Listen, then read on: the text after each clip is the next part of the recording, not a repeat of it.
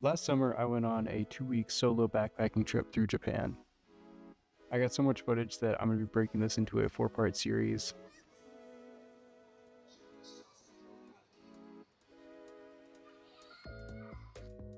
Despite sleeping really well on the plane ride over, I woke up with some serious jet lag.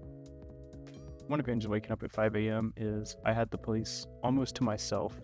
My hostel is not too far from Shibuya, so I was able to walk around and sort of get a feel for Japan my first few hours of being there.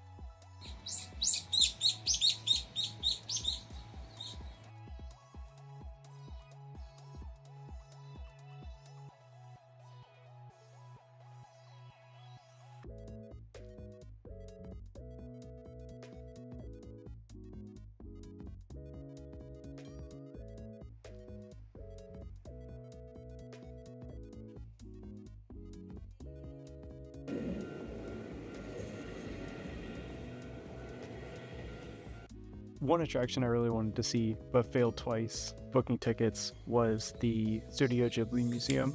As a consolation prize though, I found the Shirohige's Cream Puff Factory. I was definitely not disappointed. The whole bakery is themed like a Ghibli movie, and they have these really nice cream puffs that, while a little on the pricey side at 600 yen, about $4 at the time, were definitely delicious. So I went to a nearby park and devoured Totoro very quickly.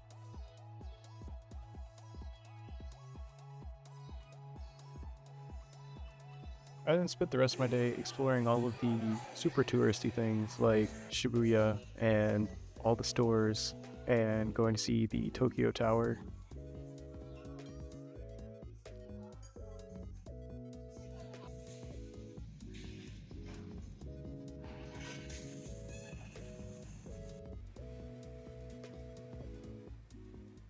After a very long day of exploring Tokyo, I helped myself to the most delicious bowl of ramen.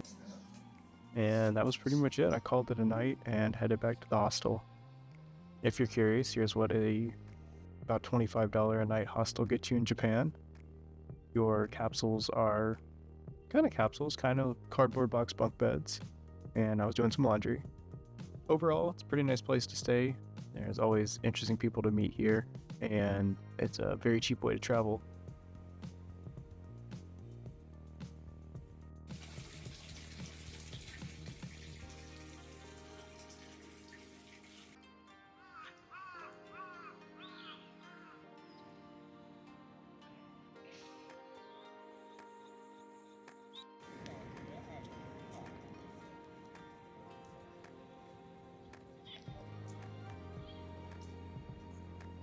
The next day I headed to the Imperial Palace. It is a really cool spot to visit. It's pretty easy to forget you're in the heart of Tokyo while you're walking around the gardens here. Also, it is free of charge, so very good, cool place to visit and check out, especially if you're near Tokyo Station.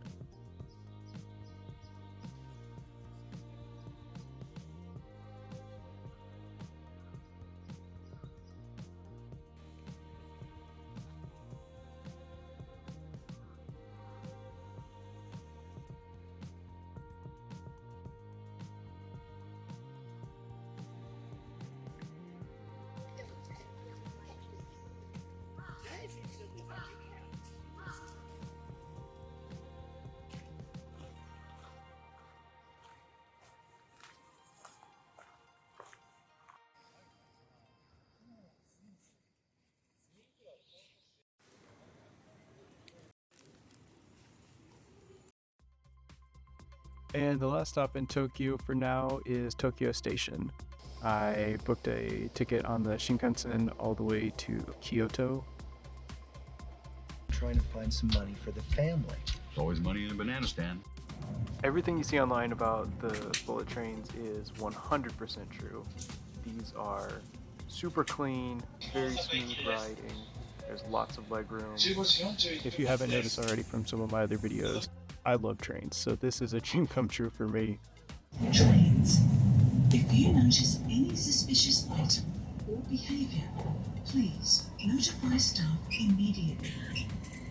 In case of emergency, please notify train crew by the emergency phone or the SOS button. Thank you.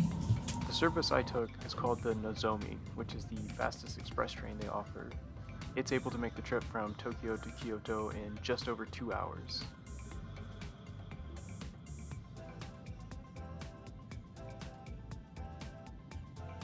I happened to get a window seat on the right side of the train, which gave me a brief glimpse to the top of Mount Fuji. This was my first time laying eyes on the mountain, and it was a little intimidating knowing that in a few weeks I would be climbing that mountain.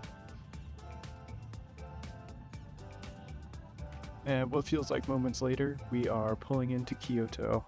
Stay tuned for episode 2, where I'll be exploring Kyoto and Osaka as my adventure continues through the south of Japan.